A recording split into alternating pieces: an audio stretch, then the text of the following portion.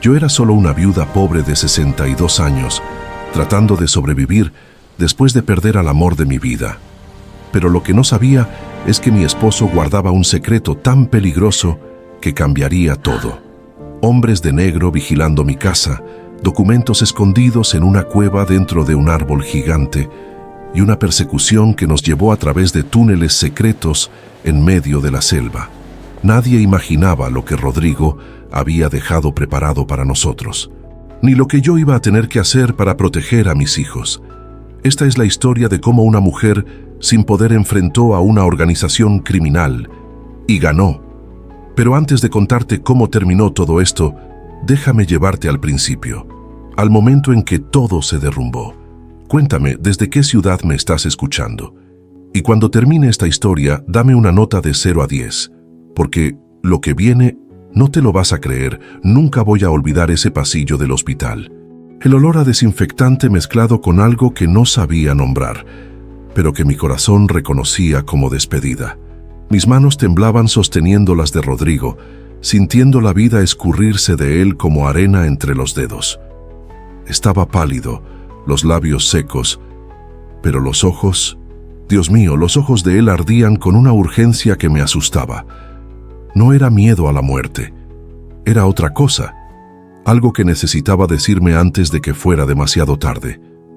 Estela, escucha bien lo que voy a decirte, susurró con la voz ronca, apretando mi mano con una fuerza que no parecía venir de alguien tan débil. Me incliné más cerca, sintiendo las lágrimas calientes descender por mi rostro. Cuando yo me vaya, tienes que salir de la ciudad, no puedes quedarte, no es seguro. Mi corazón se heló. ¿Cómo que no era seguro? ¿Qué tipo de despedida era esa? Quería gritar, sacudirlo, pedirle que dejara de decir esas cosas extrañas. Pero algo en la seriedad de su mirada me hizo callar y solo escuchar. Rodrigo intentó sentarse, pero el dolor lo hizo gemir y caer de vuelta en la almohada. Sostuve su rostro con las 2 manos, sintiendo la barba mal rasurada raspar mi palma. Amor, estás delirando. Déjame llamar a la enfermera, intenté decir, pero él negó con la cabeza firmemente. No, no hay tiempo. Necesitas huir con los niños. Hoy mismo, Estela. Hoy. La intensidad en sus palabras me dejó sin aire. ¿Huir? ¿Huir de qué? ¿De quién? Rodrigo nunca había sido dramático. Era un hombre sencillo, trabajador, que nunca se metía en problemas. Hay un árbol gigante en el bosque de la Huasteca, continuó, cada palabra costándole un esfuerzo inmenso. Cerca de Tamazunchale, un ahuehuete antiguo con el tronco tan ancho que parece una casa. Dentro de él hay una cueva escondida. Vas a saber cuando llegues allí. Estaba perdida, tratando de entender. ¿Un árbol? ¿Una cueva? ¿Qué me estaba diciendo mi marido? Parecía cosa de película, de historia inventada. Pero su mano apretaba la mía con desesperación y yo sabía que cada segundo contaba. Acercó mi cabeza más, los labios rozando mi oído. Allí dentro está todo preparado. Comida, agua, documentos, todo lo que van a necesitar. Pero no puedes confiar en nadie en la ciudad, Estela. En nadie. Mi cuerpo entero tembló. ¿Cómo había preparado esto? ¿Cuándo? ¿Por qué yo no sabía nada? 23 años casados y de repente, mi marido era un extraño con secretos enterrados en árboles gigantes. Quería hacer 1000 preguntas, pero su respiración se estaba debilitando. ¿Por qué, Rodrigo? ¿Por qué tenemos que huir? Logré preguntar entre sollozos.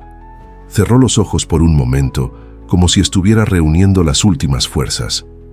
Hice algo que creí que era correcto, pero hay gente peligrosa. Gente que no va a parar hasta conseguir lo que quiere. El monitor al lado de la cama comenzó a pitar más rápido. Mi desesperación crecía, no entendía nada, pero sabía que estaba perdiendo al hombre de mi vida y junto con él, todas las respuestas que necesitaba. Prométeme, Estela, prométeme que vas a huir, que vas a proteger a nuestros hijos. Sus ojos estaban llorosos ahora, y nunca había visto a Rodrigo llorar. Ni cuando murió su madre, ni cuando perdimos nuestra primera casa. Pero allí, en esa cama de hospital, lloraba. y eso me partió de una manera que la muerte aún no había hecho. «Te lo prometo», susurré, besando su frente sudada. «Te lo prometo, mi amor, pero tienes que decirme más. Tienes que...» Su mano se aflojó. El pitido del monitor se transformó en un sonido continuo y desesperador que resonó por la sala como un grito. Las enfermeras entraron corriendo, me alejaron de él, gritaron órdenes que no podía procesar. Solo me quedé ahí parada, mirando a ese hombre que había sido mi roca, mi puerto seguro, y que ahora me dejaba con una promesa imposible y un mapa hacia un árbol mágico en medio de la nada. ¿Cómo iba a hacer esto? ¿Cómo? Cuando me dejaron entrar de nuevo a la sala, Rodrigo ya se había ido. Cubrieron su cuerpo con una sábana blanca y me abracé a él por última vez, sintiendo su pecho frío bajo mis manos. «Voy a cuidar a nuestros niños», susurré en su oído, aunque sabía que ya no podía escucharme. «Voy a encontrar ese árbol. Voy a hacer lo que pediste. Pero tenías que haberme contado antes, Rodrigo. Tenías que haber confiado en mí». Mi voz se quebró y me desplomé llorando ahí mismo.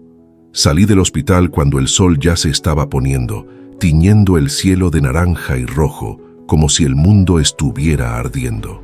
Miguel y Lucía estaban esperándome en la recepción, los rostros marcados por la preocupación. Cuando vieron mi cara, entendieron. Miguel, con apenas 15 años, intentó ser fuerte, pero vi su barbilla temblar. Lucía, mi bebé de 12, se desplomó en mi regazo. Y ahí, abrazada a mis hijos en medio de ese hospital frío, supe que la vida que conocíamos había terminado y que algo mucho más grande y más aterrador apenas estaba comenzando. El día del funeral amaneció gris, como si hasta el cielo llorara por Rodrigo. La iglesia de San Miguel estaba llena de gente, vecinos que conocíamos desde hace años, compañeros de trabajo de él, familiares que vinieron desde lejos. Pero mientras el padre Gonzalo hablaba sobre la vida eterna y la misericordia de Dios, yo no podía concentrarme en sus palabras. Mis ojos recorrían la iglesia sin parar, buscando algo que ni siquiera sabía qué era. El corazón me latía acelerado, y no era solo por el dolor de la pérdida. Era algo más, algo que me hacía sentir observada. Fue entonces cuando los vi. 2 hombres de traje negro, parados al fondo de la iglesia, cerca de la puerta. No los conocía. Nunca los había visto en el barrio. No se movían, no hablaban con nadie, solo observaban. Sus ojos estaban fijos en mí, y cuando nuestras miradas se encontraron, no desviaron la vista. Uno de ellos era alto, con el cabello corto y gris, la mandíbula cuadrada y seria. El otro era más joven, con lentes oscuros que no se quitó ni siquiera dentro de la iglesia. Sentí un escalofrío recorrerme la espina dorsal. Miguel notó mi inquietud y siguió mi mirada. «Mamá, ¿quiénes son esos hombres?», susurró inclinándose hacia mí. Yo negué con la cabeza, apretando su mano. «No lo sé, hijo, no lo sé». Lucía estaba llorando en silencio a mi otro lado, ajena a todo lo que no fuera su dolor. Pero Miguel y yo, nosotros sentíamos que algo andaba mal, muy mal. Las palabras de Rodrigo resonaban en mi cabeza como campanas. «No puedes confiar en nadie. Gente peligrosa, no van a parar». ¿Serían ellos? ¿Ya nos habían encontrado? Cuando terminó la misa y salimos al cementerio, los hombres de negro nos siguieron, no de manera obvia, pero estaban ahí, manteniéndose a una distancia prudente, como sombras. Mientras bajaban el ataúd de Rodrigo a la tierra, yo no podía dejar de mirar hacia atrás, buscándolos entre la multitud, y siempre estaban ahí, observando, esperando. Cuando eché la primera palada de tierra sobre el ataúd, las lágrimas cayeron sin control, pero mezcladas con el llanto había miedo, un miedo profundo y visceral que me hacía querer salir corriendo de ahí. Después del entierro, la gente vino a nuestra casa para el velorio. Prepararon comida, trajeron flores, compartieron historias sobre Rodrigo. Doña Carmen, nuestra vecina de toda la vida, me abrazó llorando. Era un hombre tan bueno, Estela, tan trabajador, no merecía irse tan joven. Yo asentía, agradecía, sonreía con tristeza, pero por dentro estaba en otro lugar. Mis ojos vigilaban la puerta, las ventanas, esperando ver a esos hombres aparecer. Miguel se acercó a mí y susurró: «Mamá, están afuera, en un carro negro, al otro lado de la calle». Mi sangre se heló. Disimuladamente me asomé por la ventana de la sala, moviendo apenas la cortina. Y ahí estaban, un carro negro con vidrios polarizados, estacionado justo frente a nuestra casa. Podía ver la silueta de alguien en el asiento del conductor. No se movía. Solo esperaba. ¿Qué querían de nosotros? ¿Por qué nos vigilaban? Rodrigo había muerto. ¿Qué más podían querer? Pero entonces recordé sus palabras. Hay algo que ellos quieren. No van a parar. Mi mente corría tratando de entender qué podía ser tan importante. Las horas pasaron como en cámara lenta. La gente comenzó a irse, despidiéndose con abrazos y promesas de volver a visitarnos. Cuando finalmente la última persona salió, cerré la puerta con llave, el pestillo y hasta puse una silla contra ella. Miguel y Lucía me miraban asustados. «Mamá, ¿qué está pasando?», preguntó Lucía con voz temblorosa. Yo me arrodillé frente a ellos, tomando sus manos. «Escúchenme bien. Papá me pidió que hiciéramos algo importante, y tenemos que hacerlo esta noche. Pero antes de poder explicar más, algo llamó mi atención. La puerta del cuarto de Rodrigo y mío estaba entreabierta. Yo la había dejado cerrada esa mañana. Siempre la dejaba cerrada. Con el corazón en la garganta me acerqué lentamente.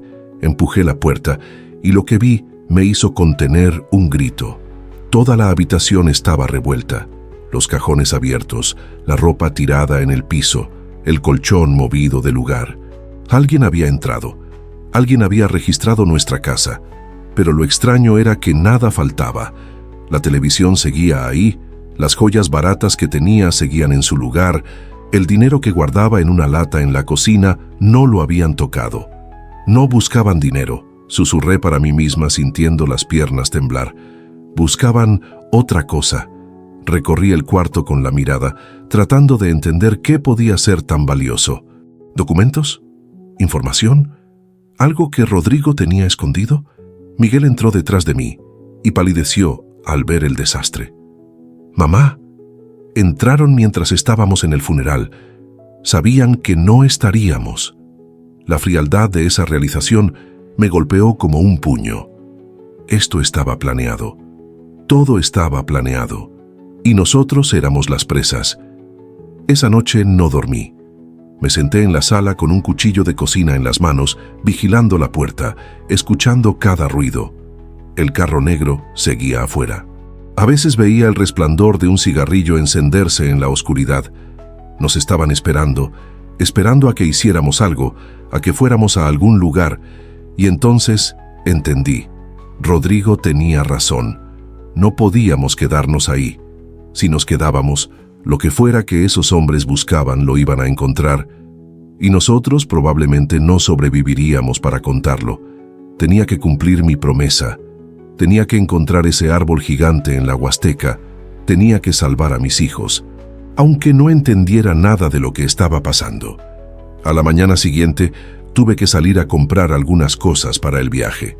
No podíamos irnos sin provisiones, sin algo de dinero en efectivo, sin al menos intentar parecer normales. Pero desde el momento en que puse un pie fuera de casa, supe que estaba siendo observada. No era paranoia, era real. Tan real como el aire frío de la mañana que me cortaba la cara. El carro negro ya no estaba frente a mi casa, pero eso no me tranquilizó. Significaba que ahora eran más cuidadosos, más invisibles. Caminé hacia el mercado del barrio con la cabeza agachada, tratando de no llamar la atención, pero podía sentir las miradas clavadas en mi espalda como agujas. Me volteé disimuladamente y vi a un hombre joven con gorra apoyado contra un poste de luz, fingiendo mirar su teléfono.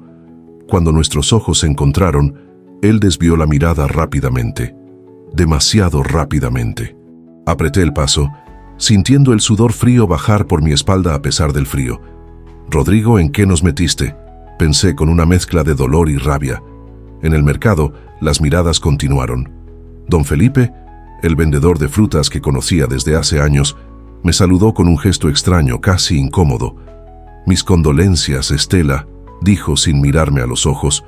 Compré algunas manzanas, pan, agua embotellada, cosas que podíamos llevar fácilmente. Mientras pagaba, escuché susurros a mis espaldas. Me volteé y vi a dos mujeres mayores que se callaron inmediatamente al notar que las había descubierto.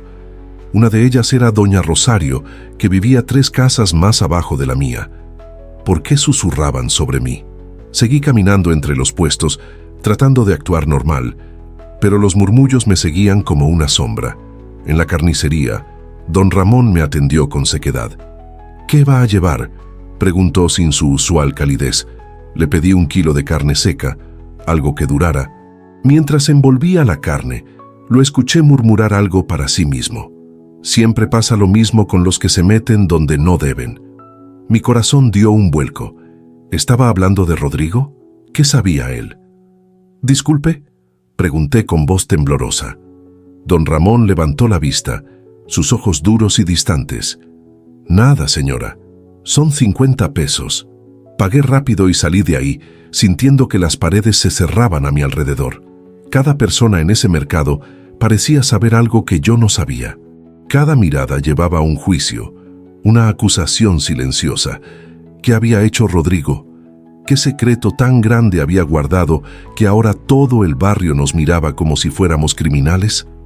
En la farmacia, mientras compraba algunas medicinas básicas, la joven cajera me miró con algo que parecía lástima. «¿Es verdad lo que dicen?», preguntó en voz baja, inclinándose sobre el mostrador. Yo sentí que el suelo se movía bajo mis pies. «¿Qué dicen?», logré preguntar. Ella miró hacia los lados, asegurándose de que nadie más escuchara. Que su esposo, que le debía dinero a gente peligrosa, que por eso lo mataron. La palabra mataron me atravesó como un cuchillo. «Él murió de un infarto», dije automáticamente, pero mi voz sonó hueca hasta para mí misma. La chica se encogió de hombros. «Eso es lo que dicen en el acta de defunción, pero mi primo trabaja en el hospital y él dice que...». Se detuvo, mordiéndose el labio. «¿Qué dice?». La presioné sintiendo que estaba a punto de vomitar. «Que tenía marcas extrañas, moretones en el cuello, como si alguien lo hubiera presionado». El mundo se volvió borroso. ¿Rodrigo había sido asesinado y lo habían hecho parecer un infarto? Tomé la bolsa con las medicinas y salí de ahí tambaleándome, sin siquiera despedirme. Afuera, el hombre de la gorra seguía ahí, pero ahora había otro. Este era mayor, con barba canosa y chamarra de mezclilla. Estaban hablando entre ellos, pero sus ojos no se apartaban de mí. Crucé la calle rápido, casi corriendo, esquivando los carros. Mis manos temblaban tanto que casi dejé caer las bolsas. Una señora mayor que barría la acera frente a su casa me detuvo. «Niña, ten cuidado», me dijo, pero había algo más en su tono. Miedo. «Dicen que tu esposo se metió con el cartel, que tenía información que no debía tener». «Eso no es cierto», respondí automáticamente, pero mi voz se quebró. ¿Cómo podía defender a Rodrigo cuando ni siquiera sabía la verdad? La mujer negó con la cabeza tristemente. «Tú sabrás, hija, pero si yo fuera tú, me iría de aquí. Esa gente no perdona, y no les importa quién se lleven por delante». Siguió barriendo como si nada, dejándome ahí parada, helada, con las palabras resonando en mis oídos. El cartel, información peligrosa, gente que no perdona. Todo encajaba de una manera horrible y terrorífica. Cuando finalmente llegué a casa, cerré la puerta y me dejé caer contra ella, llorando en silencio. Miguel salió de su cuarto y me vio. «Mamá, ¿qué pasó?». No podía hablar. No podía contarle que su padre había sido posiblemente asesinado, que estábamos en peligro, que todo el barrio sabía cosas que nosotros no sabíamos. Me sequé las lágrimas con rabia y lo miré a los ojos. «Nos vamos esta noche. En cuanto oscurezca, empaca solo lo esencial, una mochila por persona. Nada más». Pasé el resto del día preparando todo en secreto. Guardé los documentos importantes, algo de dinero, ropa abrigada, las provisiones que había comprado. Desde la ventana vi pasar el mismo carro negro 2 veces. La tercera vez se estacionó justo frente a casa y ahí se quedó, como un depredador esperando el momento exacto para atacar. Pero yo ya había tomado mi decisión. Rodrigo me había dado una salida, un lugar donde escondernos, y aunque no entendiera nada, aunque estuviera aterrada, iba a cumplir mi promesa, porque esos hombres de negro, el cartel o quien fuera que nos perseguía, no iban a quitarme a mis hijos. Eso nunca. Esperé hasta que el cielo se tiñó de negro. No un negro cualquiera, sino ese negro profundo de las noches sin luna, cuando hasta las estrellas parecen esconderse. Miguel y Lucía estaban sentados en la sala, con sus mochilas ya listas, los rostros pálidos y asustados. Les había explicado lo mínimo, que papá había dejado instrucciones, que teníamos que irnos por un tiempo, que todo estaría bien. Pero en sus ojos vi que no me creían, y tenían razón en no hacerlo. Yo misma no sabía si estaríamos bien. El carro negro seguía afuera. Podía ver el brillo tenue del tablero a través del parabrisas. Alguien estaba adentro, esperando. Pero tenía un plan. La casa de doña Carmen, nuestra vecina, tenía un patio trasero que conectaba con un callejón. Hace años, cuando los niños eran pequeños, solíamos pasar por ahí para acortar camino. Si podíamos llegar a su casa sin ser vistos, podríamos escapar por el callejón y llegar a la avenida principal donde pasaban los taxis. Era arriesgado, pero era nuestra única oportunidad. «Apaguen todas las luces», susurré. Miguel obedeció inmediatamente, dejando la casa en completa oscuridad. «Ahora vamos a salir por la puerta de atrás, muy despacio, sin hacer ruido». «¿Entendieron?». Lucía asintió, aferrándose a mi mano con tanta fuerza que me dolía. Pero ese dolor me mantenía enfocada, me recordaba por qué estaba haciendo esto. Abrí la puerta trasera centímetro a centímetro, rogando que las bisagras oxidadas no chirriaran. El aire frío de la noche nos golpeó el rostro. Cruzamos nuestro pequeño patio agachados, escondiéndonos entre las sombras. Mi corazón latía tan fuerte que estaba segura de que podían escucharlo desde la calle. Llegamos a la cerca que dividía nuestra propiedad de la de doña Carmen. Era baja, fácil de saltar, pero cuando Miguel pasó primero, la madera vieja crujió. Nos quedamos paralizados, esperando, escuchando. Nada. Solo el ladrido lejano de un perro y el sonido de la televisión de algún vecino. Ayudé a Lucía a pasar y luego salté yo. El patio de doña Carmen estaba oscuro y silencioso. Me sentí culpable por invadir su privacidad así, pero no había otra opción. Avanzamos pegados a la pared de su casa, esquivando macetas y herramientas de jardín. El callejón estaba al fondo, una abertura estrecha entre dos casas que daba a la calle de atrás. Casi habíamos llegado cuando escuché voces masculinas, serias, viniendo desde el frente de mi casa. «No ha salido», dijo una. «Está adentro. Esperemos». Mi sangre se heló. Corrimos. Ya no importaba el silencio. Corrimos por ese callejón oscuro y lleno de basura, como si el diablo mismo nos persiguiera. Las piedras y los escombros me lastimaban los pies a través de los zapatos, pero no me detuve. Miguel iba adelante, guiándonos, y Lucía corría a mi lado sollozando quedamente. Cuando salimos a la avenida, busqué desesperada un taxi. Nada. La calle estaba vacía. ¿Dónde estaban todos los taxis cuando más los necesitabas? Entonces vi uno, a media cuadra, con la luz encendida. Corrimos hacia él agitando las manos. El conductor, un hombre mayor con gorra, nos miró extrañado pero se detuvo. «¿A dónde van a estas horas?», preguntó con desconfianza. «A la central de autobuses», respondí sin aliento. «Por favor, es urgente». Debió haber visto algo en mi cara, porque asintió y abrió las puertas. Nos subimos rápidamente y él arrancó. Miré por la ventana trasera y vi sombras moviéndose en el callejón del que acabábamos de salir. Habían descubierto nuestra escape. El camino a la central de autobuses fue el más largo de mi vida. Cada semáforo en rojo me parecía una eternidad. Cada carro que se acercaba por atrás me hacía pensar que nos habían alcanzado. Miguel miraba por la ventana sin parpadear, vigilante. «Mamá», susurró, «ese carro negro nos está siguiendo». Miré hacia atrás y mi estómago se retorció. Era verdad. El mismo carro, con los vidrios polarizados, iba 3 autos detrás de nosotros. «Señor», le dije al taxista, «¿puede ir más rápido?». Él me miró por el espejo retrovisor, confundido. «¿Están en problemas?». No respondí. Solo repetí, «Por favor, más rápido». El taxista aceleró, esquivando otros carros, tomando calles alternas. Por un momento pensé que los habíamos perdido, pero cuando llegamos a la central de autobuses, el carro negro apareció de nuevo, estacionándose en la entrada. Pagué rápido al taxista y bajamos corriendo hacia el edificio. La central estaba moderadamente llena, gente esperando autobuses nocturnos, vendedores ambulantes ofreciendo comida, niños durmiendo en los brazos de sus madres. Nos mezclamos con la multitud, tratando de ser invisibles.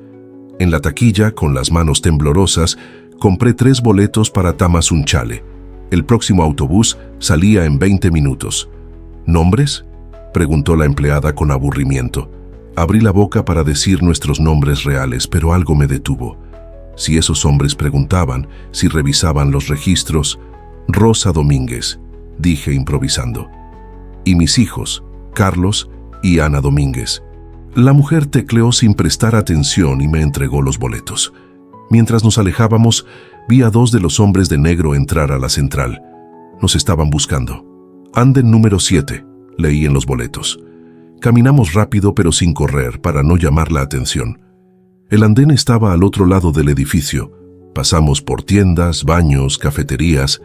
Cada vez que alguien nos miraba, sentía que era el fin.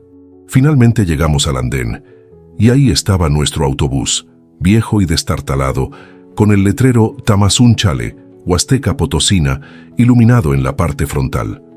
Subimos rápidamente y buscamos asientos en la parte de atrás. Desde ahí podía ver la entrada del andén.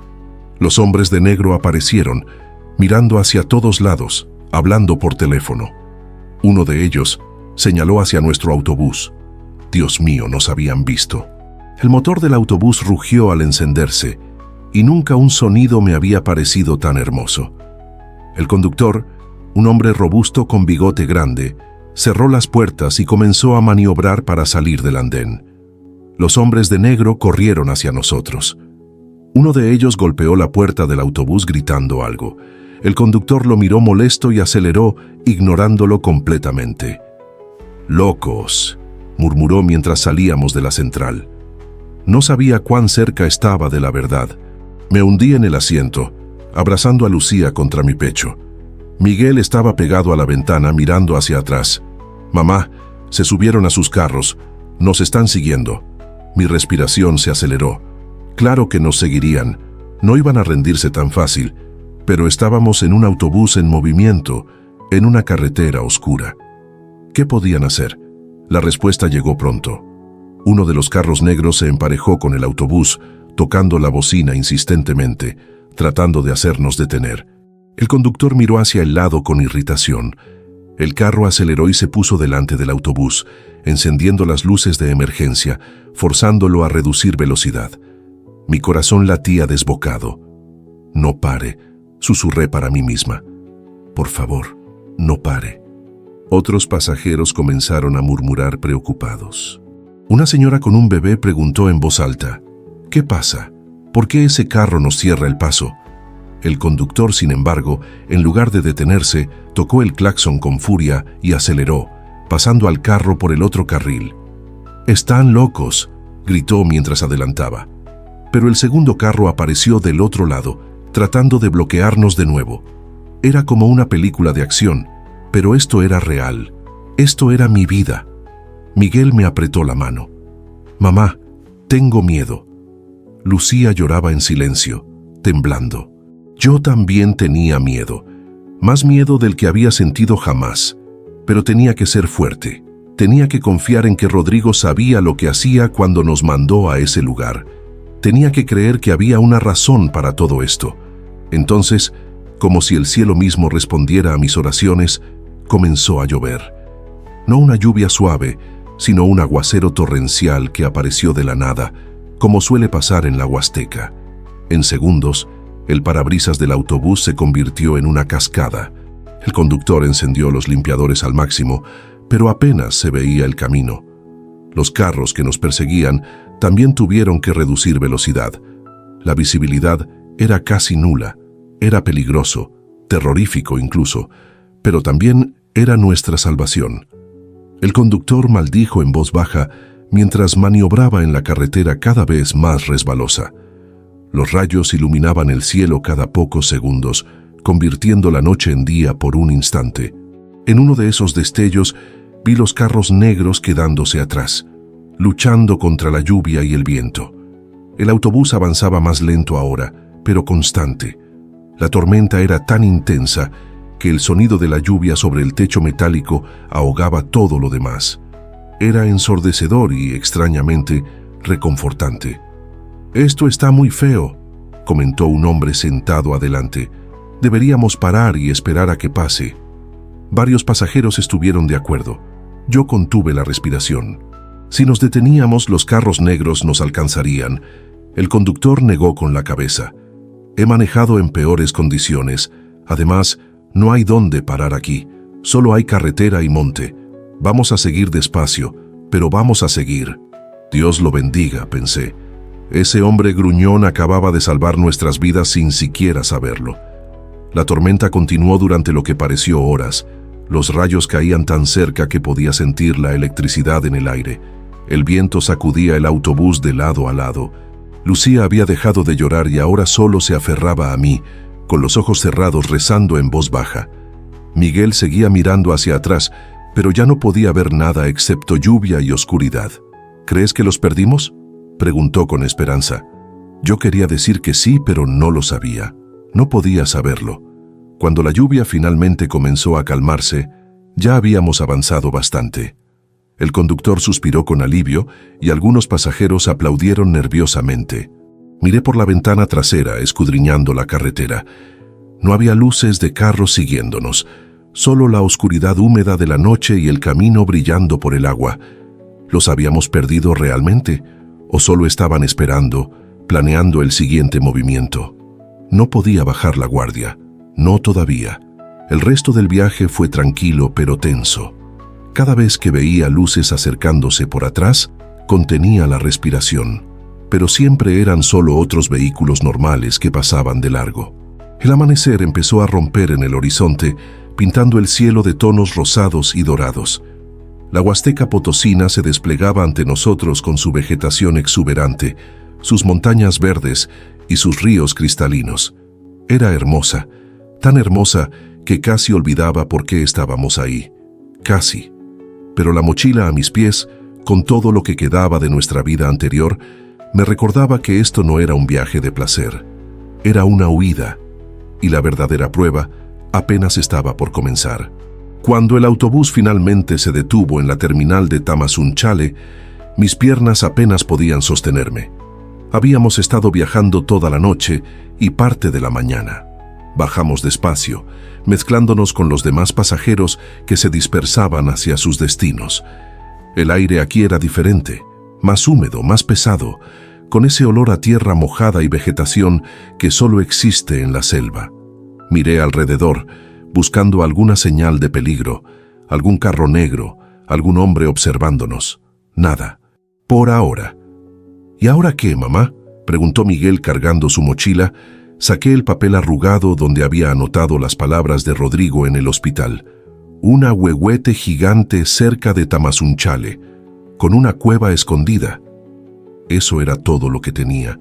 No había dirección, no había mapa, solo esa descripción vaga. Pregunté a un vendedor de tamales que estaba en la esquina. ¿Conoce un árbol muy grande por aquí? ¿Un ahuehuete antiguo? El hombre me miró extraño, pero asintió. ¿El abuelo? Sí, está como a 3 kilómetros de aquí, camino al bosque. Pero no hay nada ahí, señora. Solo monte. 3 kilómetros. Con 2 niños cansados y mochilas pesadas. Pero no teníamos opción.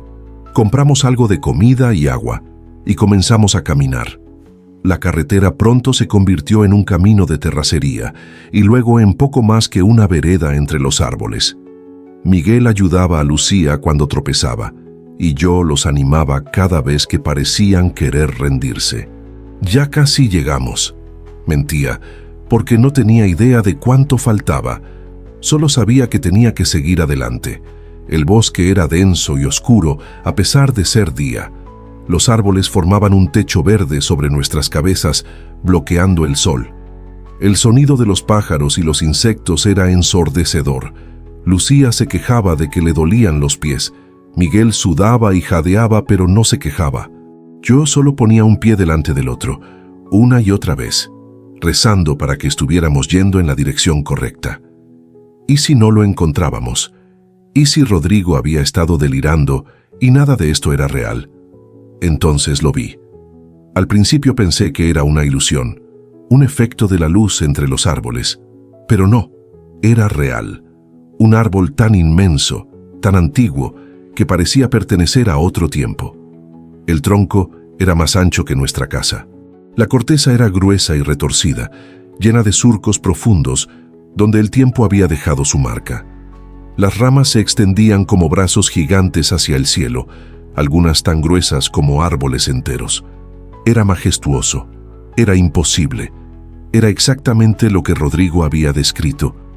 «Es este», susurré, sintiendo las lágrimas brotar de mis ojos. «Es el abuelo. Lo encontramos». Los niños se acercaron al árbol con asombro. Miguel pasó su mano por la corteza. «Es increíble», murmuró. «Debe tener cientos de años». Yo di la vuelta al árbol, buscando la entrada a la cueva que Rodrigo había mencionado. Por un lado, solo había raíces y tierra. Por el otro, más de lo mismo. Empecé a desesperar. ¿Y si no había cueva? ¿Y si me había equivocado de árbol? Pero entonces Lucía gritó: «¡Mamá, mira!». Corrí hacia donde estaba ella. Entre dos raíces gigantes que sobresalían del suelo, medio escondida por helechos y enredaderas, había una abertura. Era estrecha, apenas lo suficientemente grande para que una persona pasara agachada. Aparté las plantas y me asomé. Oscuridad total, pero había aire fresco saliendo, como si respirara. «Es aquí», dije con voz temblorosa.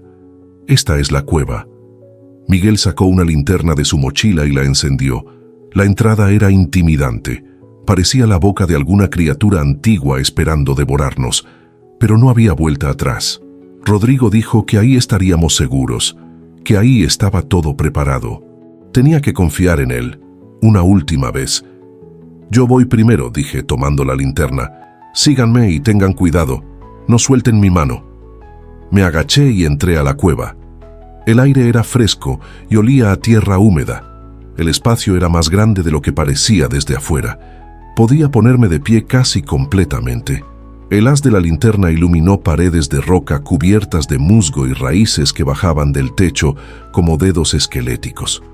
Avanzamos despacio, con cuidado de no tropezar. Lucía se aferraba a mi cintura asustada. Miguel respiraba pesado detrás de nosotros. El túnel descendía suavemente, adentrándose en la tierra. Cada paso nos alejaba de la luz del día y nos hundía más en lo desconocido. ¿Cuánto más tendríamos que caminar? ¿Realmente había algo al final de esto? Después de lo que pareció una eternidad, pero probablemente fueron solo unos minutos, el túnel se ensanchó y desembocó en una cámara, una cueva más grande, del tamaño de una habitación pequeña. Y ahí en el centro, iluminado por nuestra linterna, estaba una caja de madera grande, cajas de agua, latas de comida apiladas, mantas, linternas, pilas, y sobre la caja de madera, un cuaderno y un sobre con mi nombre escrito con la letra de Rodrigo. Las piernas me fallaron y caí de rodillas. «Rodrigo», sollocé, tomando el sobre con manos temblorosas. «Lo preparaste. De verdad lo preparaste todo». Miguel y Lucía miraban alrededor con asombro y alivio. Estábamos a salvo, al menos por ahora. En ese momento, en esa cueva húmeda bajo un árbol antiguo, en medio de la nada sentí algo que no había sentido desde que Rodrigo murió. Esperanza. Tal vez, solo tal vez, íbamos a sobrevivir esto. Tal vez mi esposo, con todos sus secretos, todavía nos estaba cuidando desde donde quiera que estuviera. Mis manos temblaban tanto que apenas podía abrir el sobre. La letra de Rodrigo en el frente era inconfundible, esa caligrafía inclinada que había visto 1000 veces en notas de amor, listas de compras, recordatorios en el refrigerador. Pero ahora, esa misma letra llevaba un peso completamente diferente. Era como recibir un mensaje desde el más allá. Respiré profundo y saqué las hojas dobladas que había adentro. La carta estaba fechada 3 meses antes de su muerte. 3 meses. Todo este tiempo, él sabía que esto pasaría. Mi amada Estela, comenzaba. Si estás leyendo esto, significa que lo peor ha sucedido, y yo ya no estoy contigo. Perdóname por no haberte contado la verdad antes. Perdóname por ponerte en peligro a ti y a nuestros hijos. Pero necesito que entiendas que todo lo que hice fue para protegerlos, para darnos una vida mejor. Nunca imaginé que terminaría así. Tuve que detenerme porque las lágrimas borraban las palabras. Miguel se acercó y leyó por encima de mi hombro. Lucía solo me abrazaba, sintiendo mi dolor. La carta continuaba. Hace 2 años, trabajando como contador en la empresa de transporte González y Asociados, descubrí algo que no debía. Estaban lavando dinero para el cartel del Golfo, millones de pesos, movimientos falsos, empresas fantasma.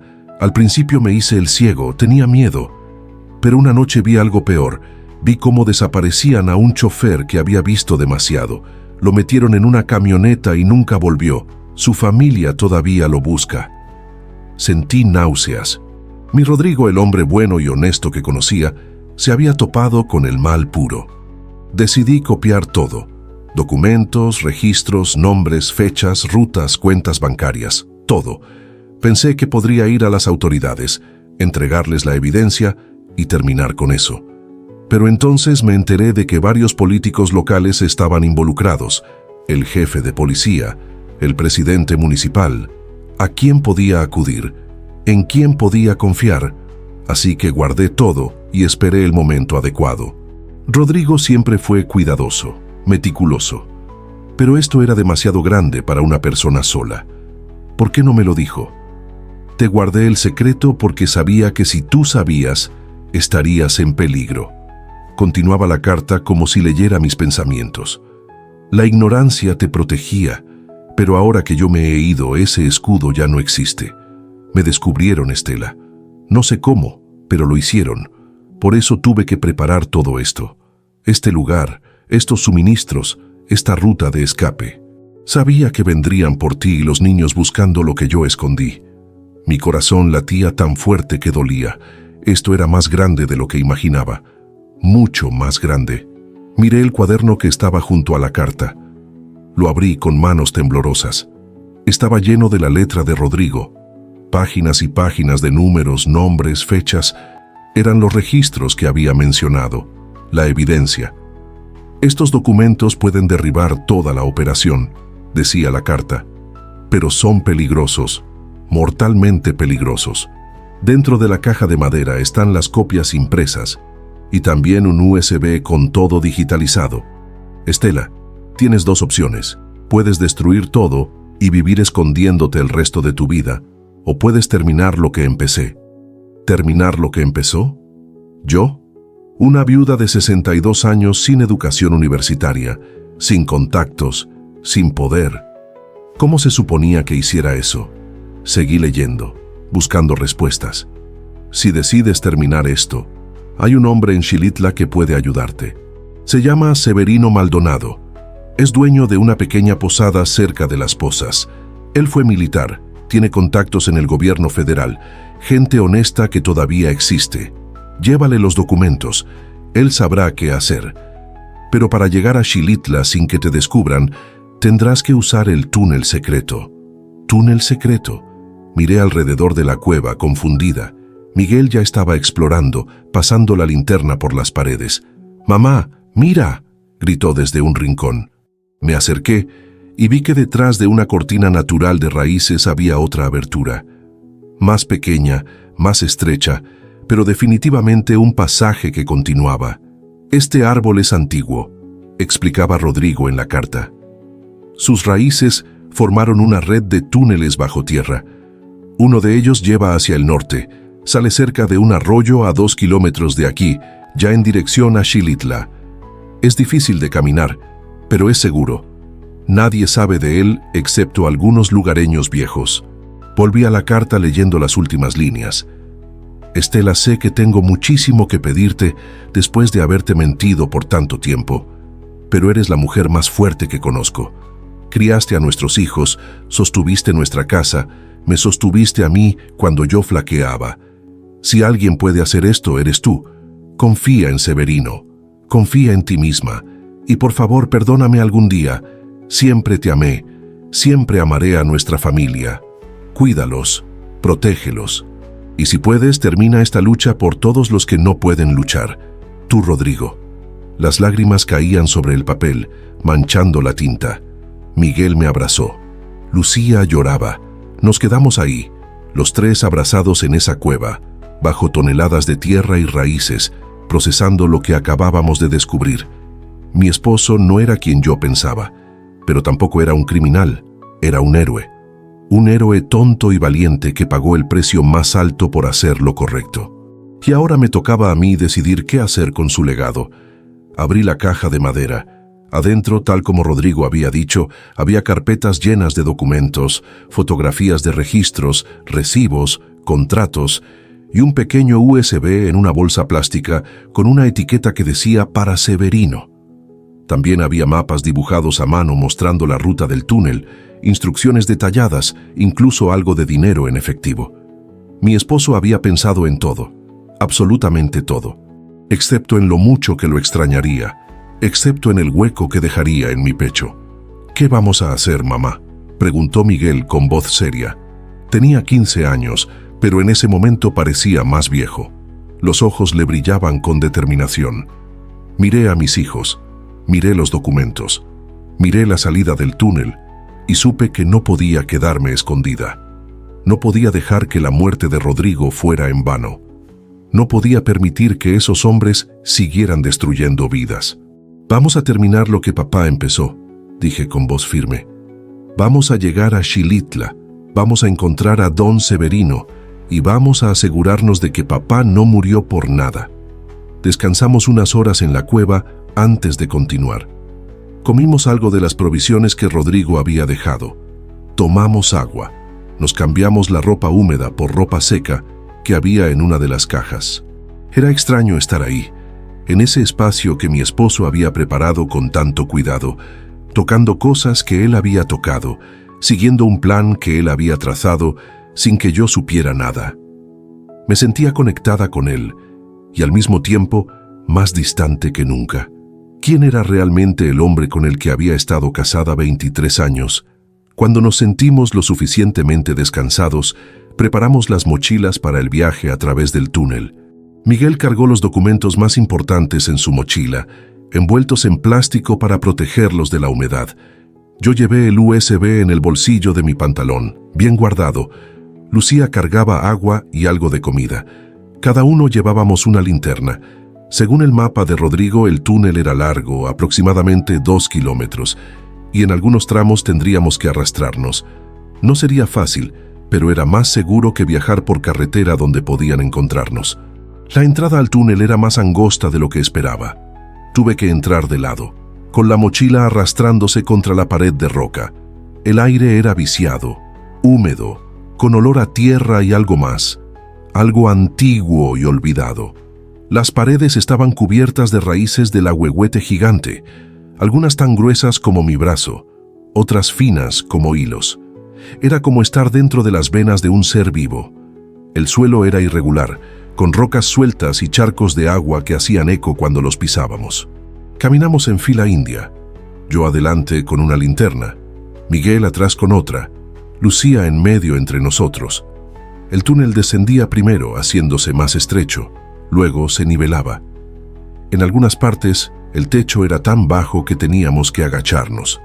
En otras, se abría en pequeñas cámaras donde podíamos ponernos de pie y descansar un momento. No había forma de saber cuánto habíamos avanzado. En la oscuridad total, perdías el sentido del tiempo y el espacio. Después de lo que debieron ser horas, llegamos a una sección donde el túnel se dividía en dos. Saqué el mapa de Rodrigo, estudiándolo a la luz de la linterna. «Es este», dije señalando el túnel de la izquierda. Según las instrucciones, el de la derecha llevaba a un callejón sin salida. Tomamos el camino indicado y continuamos. Mis piernas ardían del esfuerzo. Lucía se quejaba quedamente, pero seguía adelante. Miguel no decía nada, pero podía escuchar su respiración pesada. Todos estábamos al límite de nuestras fuerzas. Finalmente, cuando ya pensaba que no podría dar un paso más, vi algo adelante. Una luz tenue, diferente a nuestras linternas. Era luz natural, luz del día. «Ya casi llegamos», grité con lo poco de energía que me quedaba. Aceleramos el paso y el túnel comenzó a ascender. La salida era una abertura entre rocas cubiertas de vegetación, tan bien escondida que si no supieras que estaba ahí, nunca la encontrarías. Salimos uno por uno, parpadeando ante la luz del sol que se filtraba entre los árboles. Estábamos en medio del bosque, junto a un arroyo cristalino exactamente como Rodrigo había descrito. El agua corría sobre piedras lisas, haciendo un sonido tranquilizador. Nos tiramos en la orilla del arroyo y bebimos agua directamente con las manos, refrescándonos la cara y los brazos. Lucía hasta se rió, y ese sonido era lo más hermoso que había escuchado en días. Nos quedamos ahí un rato, recuperando fuerzas, agradeciendo estar vivos, estar juntos, estar más cerca de nuestro objetivo. Según el mapa, Xilitla estaba a unos 8 kilómetros hacia el noreste. Podíamos caminar por el bosque siguiendo el arroyo y eventualmente llegaríamos a un camino que llevaba al pueblo. Era mejor que arriesgarnos en la carretera principal. Emprendimos la marcha, siguiendo el curso del agua, escuchando el canto de los pájaros y el murmullo del bosque. A pesar de todo, a pesar del miedo y el agotamiento, había algo hermoso en ese lugar, algo que me hacía sentir que tal vez, solo tal vez, Dios todavía nos cuidaba. Al atardecer llegamos a las afueras de Xilitla. Era un pueblo mágico, literalmente designado así por el gobierno, con casas coloridas construidas en la ladera de las montañas, calles empedradas que subían y bajaban, y una neblina perpetua que le daba un aire misterioso. Pregunté a un señor mayor que vendía naranjas en la calle donde quedaba la posada de don Severino. Me miró de arriba abajo, notando nuestras ropas sucias y nuestras caras exhaustas, pero no dijo nada, solo señaló hacia arriba. Subiendo la cuesta, pasando la iglesia a mano izquierda, la posada del Ahuehuete se llama. El nombre me hizo sonreír tristemente. Claro que se llamaría así. Rodrigo no dejaba nada al azar. Subimos la cuesta con las últimas fuerzas que nos quedaban. La posada era una casa colonial antigua, pintada de amarillo ocre con marcos azules en las ventanas. Tenía un jardín pequeño, lleno de flores y plantas tropicales. En la puerta había un letrero de madera tallada con el nombre. Respiré profundo y toqué. Una mujer mayor abrió, nos miró con curiosidad. ¿Buscan habitación? Buscamos a don Severino Maldonado, respondí. Es urgente. La mujer nos hizo pasar a una sala llena de muebles antiguos y fotografías en blanco y negro. Esperen aquí, dijo y desapareció por un pasillo. Minutos después apareció un hombre de unos 70 años, alto y delgado, con el cabello completamente blanco, pero los ojos alerta y penetrantes. Tenía porte militar, la espalda recta, los movimientos precisos. Nos miró a los tres y luego su vista se detuvo en mí. ¿Estela?, preguntó con voz grave. Asentí, sorprendida de que supiera mi nombre. Rodrigo me habló de ti. Me dijo que si algún día aparecías aquí, era porque lo peor había pasado. Las lágrimas brotaron de nuevo. Este extraño sabía más de la vida secreta de mi esposo que yo misma. Está muerto, logré decir. Lo mataron y nos están persiguiendo. Rodrigo dijo que usted podría ayudarnos. Don Severino asintió gravemente. Pasen. Vamos a hablar en privado. Nos llevó a una oficina pequeña al fondo de la casa. Había mapas en las paredes, una computadora vieja, estantes llenos de libros y carpetas. Cerró la puerta y nos indicó que nos sentáramos. ¿Trajeron los documentos?, preguntó directo al grano.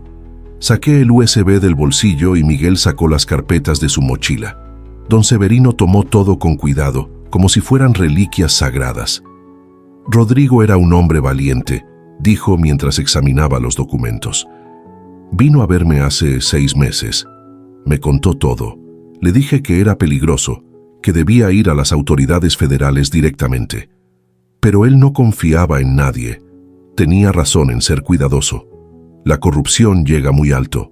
Abrió su computadora y conectó el USB. Sus ojos recorrieron la pantalla y vi cómo se ensanchaban. Dios mío, esto es oro puro. Hay suficiente aquí para meter a docenas de personas a la cárcel. Rodrigo dijo que usted tenía contactos, gente honesta en el gobierno federal. Don Severino asintió. Tengo un amigo, un fiscal federal con el que serví en el ejército. Es de los pocos en quien confío completamente. Pero para que esto funcione, para que ustedes estén seguros, necesitamos hacer las cosas con cuidado. Primero, les voy a dar una nueva identidad. Temporalmente. Rosa Domínguez y sus hijos Carlos y Ana, ¿verdad? Ya usaron esos nombres. Me sorprendió. ¿Cómo lo sabe? Tengo contactos en la terminal de autobuses. Cuando Rodrigo me habló de ustedes, puse alertas. Supe que habían comprado boletos con esos nombres. Fue inteligente. Segundo, continuó don Severino, van a quedarse aquí en la posada. No pueden salir hasta que esto se resuelva. Nadie puede saber que están aquí. Tercero, voy a contactar a mi amigo el fiscal. Le voy a enviar copias de los documentos a través de canales seguros. Cuando tenga todo listo, vendrá personalmente a tomarles declaración y a ponerlos bajo protección oficial. Me sentí mareada de alivio. Finalmente, alguien que sabía qué hacer. Alguien que podía ayudarnos. ¿Cuánto tiempo tomarás?, pregunté. 1 semana, tal vez 2. Tienen que ser pacientes y tienen que confiar en mí. Miré a mis hijos. Estaban exhaustos, asustados, pero también esperanzados. Miré a don Severino, sus ojos honestos, su postura firme. Rodrigo confió en él. Yo tenía que hacer lo mismo. Está bien, dije. Haremos lo que usted diga. Solo, por favor, manténganos a salvo. Mantenga a mis hijos a salvo. Don Severino puso su mano sobre la mía. Era grande, callosa, firme. Lo haré. Se lo prometo. Rodrigo era mi amigo. Y ustedes son su familia. Nadie les va a hacer daño mientras estén bajo mi techo. Nadie. Esa primera noche en la posada del Ahuehuete, dormí profundamente por primera vez desde la muerte de Rodrigo. Don Severino nos había dado habitaciones en el 2º piso, con ventanas que daban al jardín trasero. Eran simples pero limpias, con camas cómodas y agua caliente. Después de días huyendo, durmiendo en el suelo de una cueva, caminando kilómetros por túneles oscuros, esas habitaciones parecían un palacio. Lucía se quedó dormida apenas tocó la almohada. Miguel tardó más. Lo escuché moverse en su cama, procesando todo lo que habíamos vivido. Yo me quedé despierta un rato más mirando por la ventana hacia las estrellas. El cielo en Xilitla era increíblemente claro, sin la contaminación lumínica de la ciudad. Podía ver la Vía Láctea extendiéndose como un río de luz. Rodrigo amaba las estrellas. Solía decir que cuando muriera se convertiría en una de ellas para poder cuidarnos desde arriba. En ese momento, mirando ese cielo infinito, le hablé. Lo logré, amor. Llegamos aquí. Trajimos los documentos. Ahora don Severino va a terminar lo que empezaste. Los hombres que te mataron van a pagar. Te lo prometo. Los días siguientes fueron extraños. Estábamos a salvo, pero también éramos prisioneras de esa seguridad.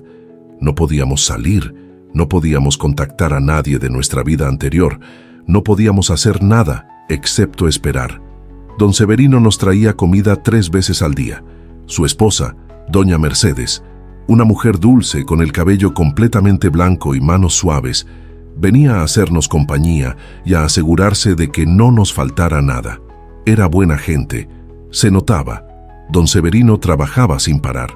Lo veía en su oficina a todas horas, estudiando los documentos de Rodrigo, haciendo llamadas telefónicas en voz baja, tecleando en su computadora. El tercer día vino a nuestra habitación con noticias. Ya contacté a mi amigo, el fiscal Arturo Mendoza. Está en la Ciudad de México, pero viene para acá personalmente. No confía en nadie más que en él mismo para manejar algo de esta magnitud. Llegará pasado mañana. Mi corazón dio un salto. Pasado mañana. Solo 2 días más y esto empezaría a resolverse. Pero esa misma noche, mientras cenábamos en el comedor privado de la posada, don Severino recibió una llamada que hizo que su rostro se pusiera grave. Habló en monosílabos, escuchó más de lo que habló, y cuando colgó sus ojos buscaron los míos con preocupación. «Hay un problema», dijo sentándose pesadamente. «Mis contactos en Tamazunchale me informan que hay hombres preguntando por ustedes, mostrando fotografías, ofreciendo dinero por información. Están rastreando cada movimiento que hicieron desde que salieron de su ciudad». El miedo me atenazó el estómago. «¿Saben que estamos aquí?». Don Severino negó con la cabeza. «No creo. Todavía están buscando en Tamazunchale y sus alrededores, pero son meticulosos. Eventualmente van a expandir su búsqueda. Xilitla es el siguiente pueblo lógico. Tenemos que ser más cuidadosos. A partir de ahora, nadie entra ni sale de esta posada sin mi supervisión. Las cortinas de sus habitaciones deben permanecer cerradas todo el tiempo, y si escuchan algo extraño, cualquier cosa, me avisan inmediatamente». Los siguientes 2 días fueron una tortura de espera. Cada ruido me sobresaltaba. Cada vez que escuchaba un carro pasar por la calle, corría a la ventana para espiar entre las cortinas. Miguel se volvió mi centinela, turnándose conmigo para vigilar, para estar alerta. Lucía, gracias a Dios, parecía ajena al peligro. Jugaba con unas muñecas que doña Mercedes le había prestado. Dibujaba, leía. Su inocencia era lo único normal en esa situación completamente anormal. Finalmente, llegó el día. Don Severino tocó a nuestra puerta temprano en la mañana. «El fiscal Mendoza está aquí. Llegó antes del amanecer para no llamar la atención. Quiere hablar con ustedes». Bajamos a la oficina donde un hombre de unos 50 años, con traje oscuro y una presencia imponente, nos esperaba. Tenía el cabello gris en las sienes, arrugas profundas alrededor de los ojos que hablaban de años de estrés, pero también había bondad en su mirada. Se puso de pie cuando entramos. «Señora Estela, soy Arturo Mendoza. Lamento muchísimo su pérdida». Nos sentamos y pasamos las siguientes horas repasando todo. Le conté sobre los últimos días de Rodrigo, sobre las palabras que me dijo en el hospital, sobre los hombres de negro que nos vigilaban, sobre el funeral, la fuga, el viaje en autobús, la tormenta, la cueva, el túnel. El fiscal Mendoza tomaba notas meticulosamente, hacía preguntas específicas, pedía que clarificara detalles. Cuando llegamos a la parte de los documentos, sus ojos se iluminaron. Don Severino me envió copias. Ya tengo un equipo analizándolas. Lo que su esposo recopiló es extraordinario. Es la evidencia más completa que hemos visto contra esta organización en años. ¿Pero es suficiente para arrestarlos?, pregunté ansiosa. ¿Para meterlos a la cárcel? El fiscal asintió. Es suficiente para iniciar una investigación federal completa. Con esto podemos obtener órdenes de cateo, intervenir cuentas bancarias, arrestar a los sospechosos principales. Pero necesito que entiendan algo. Esto va a tomar tiempo. Meses, posiblemente años. Este tipo de casos son complejos y las personas involucradas son poderosas. Van a defenderse con todo lo que tienen. Mi corazón se hundió. ¿Y nosotros? ¿Qué va a pasar con nosotros? Van a entrar al programa de protección de testigos, explicó el fiscal. Les daremos nuevas identidades permanentes, las relocalizaremos a un lugar seguro, les proporcionaremos apoyo económico hasta que puedan establecerse. Sus hijos podrán continuar sus estudios. Ustedes podrán tener una vida normal, solo que bajo nombres diferentes y en un lugar diferente. Una vida normal. Eso sonaba como un sueño imposible después de todo lo que habíamos vivido. ¿Cuándo?, pregunté. ¿Cuándo podemos empezar esa vida nueva? Hoy mismo si quieren, respondió el fiscal. Tengo un equipo esperando en San Luis Potosí. Podemos sacarlas de aquí discretamente, llevarlas a una casa segura mientras procesamos todo el papeleo. En unas semanas estarán en su nuevo hogar con sus nuevas identidades. Miré a don Severino. Él asintió. Es lo mejor, Estela. Aquí ya hicieron todo lo que podían. Ahora hay que dejar que el fiscal haga su trabajo. Miré a Miguel y a Lucía. Ellos me miraron esperando mi decisión. Éramos una familia. Siempre tomaríamos las decisiones juntos. Hay una cosa más, dije mirando fijamente al fiscal Mendoza. Quiero testificar. Cuando llegue el momento del juicio, quiero estar ahí. Quiero que vean mi cara. Quiero que sepan que la esposa de Rodrigo no tuvo miedo de ellos, que terminamos lo que él empezó. El fiscal sonrió, una sonrisa triste pero orgullosa. Entiendo su sentimiento, señora, y cuando llegue ese momento, si todavía quiere hacerlo, la protegeremos, se lo prometo. Extendió su mano y yo la estreché. Era firme, cálida, segura. Por primera vez en semanas sentí que no estábamos solas, que había gente buena en el mundo, que tal vez, solo tal vez, la justicia todavía existía. 6 meses después, nuestra nueva vida en Querétaro había encontrado cierto ritmo. Ya no éramos Estela, Miguel y Lucía. Ahora éramos Rosa Domínguez, Carlos y Ana. Vivíamos en una casa modesta, en un barrio tranquilo, con vecinos amables que no hacían demasiadas preguntas. Carlos, mi Miguel, había entrado a la preparatoria y estaba destacando en matemáticas. Ana, mi Lucía, había hecho amigas y volvía a sonreír como antes. Yo trabajaba en una panadería local, amasando pan cada madrugada, ganando lo suficiente para complementar el apoyo del programa de testigos. Pero cada noche, cuando cerraba los ojos, seguía siendo Estela. Seguía viendo el rostro de Rodrigo en el hospital. Seguía escuchando sus palabras: gente peligrosa, no van a parar. Y aunque habíamos escapado, aunque estábamos a salvo, había una parte de mí que no podía descansar. No hasta que supiera que esos hombres estaban pagando por lo que hicieron. El fiscal Mendoza me llamaba cada mes para actualizarme. Vamos avanzando, decía siempre. Paciencia. Pero la paciencia nunca fue mi fuerte. Un día, mientras preparaba el desayuno antes de ir a trabajar, las noticias en la televisión captaron mi atención. En una operación coordinada entre autoridades federales y estatales, fueron arrestadas 17 personas vinculadas a una red de lavado de dinero que operaba en San Luis Potosí y estados vecinos. Entre los detenidos se encuentran empresarios, funcionarios públicos y presuntos miembros del crimen organizado. Mi corazón se detuvo. Las imágenes mostraban a hombres siendo sacados de oficinas con las manos esposadas. Reconocí a algunos de las fotografías en los documentos de Rodrigo. El teléfono sonó casi inmediatamente. Era el fiscal Mendoza. ¿Vio las noticias? Su voz sonaba triunfante. Lo logramos, Estela. Bueno, Rosa, lo logramos.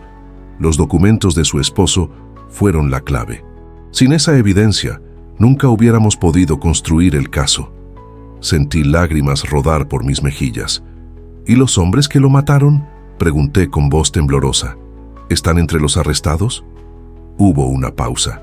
Algunos sí, otros todavía están siendo buscados, pero les cortamos la cabeza a la organización. Ya no tienen el poder que tenían. Los siguientes meses fueron como vivir en un sueño. Cada semana había más arrestos, más revelaciones en los medios. Se destapó todo un sistema de corrupción que iba desde pequeños funcionarios hasta políticos de alto nivel. Las noticias hablaban de la red de lavado más grande desmantelada en la última década. Algunos medios mencionaban que la evidencia provenía de un contador valiente que había perdido la vida por exponer la verdad. Nunca dijeron el nombre de Rodrigo, pero yo sabía, mis hijos sabían, y eso era suficiente. Pensé que con los arrestos vendría la paz, pero estaba equivocada. Una noche, 3 meses después de los primeros arrestos, escuché un ruido en el patio trasero de nuestra casa. Era tarde, pasada la medianoche. Carlos y Ana dormían. Me levanté con cuidado, tomé el cuchillo de cocina que guardaba en mi mesa de noche, una costumbre que no había podido romper, y me acerqué a la ventana. A través de la cortina vi una sombra moviéndose cerca del muro. Alguien estaba ahí. Mi primer instinto fue llamar a la policía, al fiscal Mendoza, a don Severino, a alguien. Pero entonces la sombra se movió bajo la luz de la luna y vi su rostro. Era uno de los hombres de negro, uno de los que nos habían perseguido en la terminal de autobuses hace meses, más viejo, más delgado, con barba ahora, pero era él. Lo reconocí por la forma en que se movía, cauteloso y depredador. Mi sangre se heló. Nos habían encontrado. Después de todo este tiempo, después de todas las precauciones, nos habían encontrado. Desperté a Carlos y Ana sin hacer ruido. Vístanse rápido. Alguien está afuera. Tenemos que irnos. Sus caras palidecieron, pero obedecieron sin preguntar. Habíamos practicado esto. Teníamos un plan de escape. Mochilas preparadas con documentos, dinero, ropa. Una ruta de salida por el techo hacia la casa del vecino. Pero mientras me preparaba para huir de nuevo, algo dentro de mí se rompió. No más. No iba a pasar el resto de mi vida huyendo, mirando por encima del hombro, cambiando de identidad cada vez que nos encontraran. Tomé mi teléfono y marqué el número de emergencia que el fiscal Mendoza me había dado. Contestó al segundo timbre. Rosa, ¿qué pasó? Nos encontraron. Hay alguien afuera de mi casa. Pero no voy a huir, fiscal. Ya no más. Su voz se puso tensa. No haga nada. Voy a enviar unidades ahora mismo. Estén en 30 minutos. No, lo interrumpí.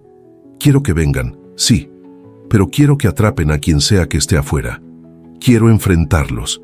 Quiero que esto termine de una vez por todas. Rosa, eso es muy peligroso. Toda mi vida desde que murió Rodrigo ha sido peligrosa, lo corté. Pero ya no tengo miedo. Mi esposo dio su vida por hacer lo correcto. ¿Y yo qué? ¿Voy a esconderme para siempre? No. Mis hijos merecen más que eso. Merecen una vida donde no tengamos que cambiar de nombre cada año, donde no tengamos miedo de hacer amigos o ser fotografiados. Ayúdeme a terminar esto. Hubo un largo silencio. Luego el fiscal suspiró. Está bien. Voy a enviar un equipo encubierto. Van a rodear su casa. Cuando estén en posición le aviso y usted prende las luces. Lo vamos a atrapar. Esperé en la oscuridad con mis hijos, escuchando mi corazón latir. Pasaron 20 minutos que parecieron 20 horas. Finalmente, mi teléfono vibró con un mensaje. En posición. Cuando quiera. Respiré profundo. Quédense aquí, le dije a Carlos y Ana. No salgan pase lo que pase. Bajé las escaleras en la oscuridad, llegué a la sala y de golpe prendí todas las luces de la casa. La luz inundó el patio trasero. El hombre que estaba trepando el muro se paralizó, cegado por la luz repentina. En cuestión de segundos, agentes federales salieron de las sombras gritando órdenes. ¡Al suelo! ¡Manos donde pueda verlas! El hombre intentó correr, pero no llegó lejos. Lo derribaron y lo esposaron en cuestión de segundos. Desde la ventana vi cómo se lo llevaban. Reconocí la expresión en su cara. Sorpresa, rabia, miedo. Las mismas emociones que yo había sentido durante meses. Pero ahora la que tenía el poder era yo. Ahora los que huían eran ellos. El fiscal Mendoza llegó una hora después. «Hay más», dijo mirándome con una mezcla de preocupación y admiración. Encontramos a otros dos vigilando el perímetro. Era un equipo. Planeaban entrar esta noche. Se sentó frente a mí en la mesa de la cocina, exhausto. «Estela, Rosa, tiene que entender que mientras queden miembros de esa organización libres, el peligro continúa. Desmantelamos la estructura, pero hay células que siguen operando. Gente que culpa a su esposo y ahora a usted por la caída de sus líderes». «Lo sé», respondí con calma, «y por eso voy a testificar. En cada juicio que sea necesario. Voy a pararme frente a ellos y voy a contarle al mundo lo que hicieron, porque esa es la única manera de que esto termine de verdad. Mientras yo me esconda, mientras tenga miedo, ellos ganan. Pero si me pongo de pie y hablo, si demuestro que no pueden silenciarnos, entonces tal vez otros también encuentren el valor para hablar». El fiscal me miró largo rato. Luego asintió lentamente. «Está bien, voy a protegerla. Voy a asegurarme de que cuando testifique esté segura. Pero sepa que esto va a cambiar su vida para siempre». «Mi vida ya cambió para siempre el día que Rodrigo murió», respondí. Ahora solo estoy decidiendo qué tipo de vida voy a tener después. Y no va a ser una vida de miedo. Subí a abrazar a mis hijos que esperaban arriba, asustados pero confiados. Se acabó, les dije. Ya no vamos a huir, vamos a pelear y vamos a ganar. Por papá, por nosotros, por todas las familias que esa gente destruyó. Carlos me abrazó fuerte. Ana lloró de alivio. Y en ese momento, en esa casa modesta en Querétaro, bajo identidades falsas pero con dignidad real, decidimos que íbamos a terminar lo que Rodrigo había empezado, sin importar el costo. Han pasado 2 años desde aquella noche en Querétaro, cuando decidí dejar de huir. 2 años desde que me paré frente a esos hombres y dije, basta. Hoy, mientras escribo esto, ya no soy Rosa Domínguez. Volví a ser Estela, mi verdadero nombre, mi verdadera identidad. Porque después de testificar en 7 juicios diferentes, después de ver cómo caían uno por uno los responsables de la muerte de Rodrigo, después de demostrar que una viuda pobre podía enfrentarse a todo un sistema corrupto, ya no había necesidad de esconderme. Los hombres que mataron a mi esposo están en la cárcel. Algunos por 20 años, otros por cadena perpetua. La red de lavado de dinero fue completamente desmantelada. Y todo gracias a la valentía de un contador honesto que decidió hacer lo correcto, aunque le costara la vida. Rodrigo no murió en vano. Su sacrificio salvó incontables vidas, detuvo millones de pesos en operaciones criminales y demostró que una sola persona con coraje puede cambiar el mundo. Pero ¿sabes qué fue lo más difícil de todo esto? No fue la persecución, no fue vivir escondida, no fue enfrentar a criminales peligrosos. Lo más difícil fue perdonar a Rodrigo por no haberme contado la verdad antes, por haberme dejado en la ignorancia, por no confiar en que juntos podríamos haber enfrentado esto. Me tomó mucho tiempo entenderlo, pero ahora lo veo claro. Él me protegió de la única manera que sabía, y aunque no estoy de acuerdo con sus métodos, respeto su amor. Hoy mis hijos están bien. Carlos está estudiando ingeniería en la universidad. Lucía, Ana, está en la secundaria, con sueños de ser abogada para ayudar a otras familias como la nuestra.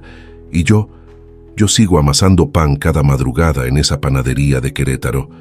Pero ya no lo hago por necesidad, lo hago porque me gusta, porque hay algo profundamente satisfactorio en tomar harina, agua y levadura y crear algo que alimenta a las personas. Algo simple, algo honesto, algo verdadero. La posada de Don Severino sigue siendo nuestro refugio. Vamos cada año en el aniversario de la muerte de Rodrigo. Don Severino y Doña Mercedes se han convertido en nuestra familia. Y ese árbol gigante, ese ahuehuete ancestral donde encontramos la salvación, sigue ahí, guardando los secretos de la tierra, siendo testigo silencioso de que los milagros todavía existen. ¿Sabes qué aprendí de todo esto? Que Dios nunca abandona a quienes tienen fe y dignidad. Que las bendiciones más grandes llegan cuando menos las esperamos. Que la humildad y la bondad siempre, siempre son recompensadas. Tal vez no de la manera que esperamos, tal vez no cuando queremos, pero eventualmente la justicia divina se cumple. Rodrigo lo sabía. Por eso dejó todo preparado. Por eso confió en que yo tendría la fuerza para terminar lo que él empezó. Y ahora te pregunto a ti, que has escuchado mi historia, ¿alguna vez has tenido que tomar una decisión imposible? ¿Has sentido que el mundo entero está contra ti? ¿Has perdido a alguien que amabas y pensaste que nunca ibas a recuperarte? Quiero que sepas que sí puedes, que eres más fuerte de lo que crees, que dentro de ti hay un coraje que ni siquiera sabes que existe hasta que la vida te obliga a usarlo. No te rindas, nunca te rindas. Porque si una viuda pobre de 62 años, sin educación, sin dinero, sin poder, pudo enfrentarse a criminales y ganar, ¿qué no podrás hacer tú con tu propia vida? La respuesta está dentro de ti. Solo tienes que tener el valor de buscarla. Cuéntame en los comentarios, ¿qué harías tú si estuvieras en mi lugar? ¿Huirías o pelearías? ¿Qué decisión crees que fue la más difícil que tuve que tomar? Me encantaría leer tus pensamientos, tus historias, tus propias batallas, porque todos estamos luchando algo. Y a veces, Solo saber que no estamos solos hace toda la diferencia. Y si esta historia te tocó el corazón, si te hizo sentir algo, si te dio esperanza, o te hizo llorar, o simplemente te acompañó en un momento difícil, por favor suscríbete a este canal, activa las notificaciones, porque tengo muchas más historias como esta, historias de mujeres que se levantaron cuando todos pensaban que se iban a quedar abajo, historias de fe, de superación, de justicia divina, historias que necesitas escuchar. Gracias por estar aquí. Gracias por escuchar la historia de Rodrigo, de Miguel, de Lucía y mía.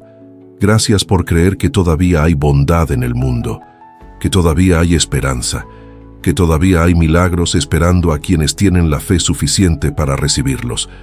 Nos vemos en la próxima historia. Que Dios te bendiga. Y recuerda, nunca, nunca pierdas la fe.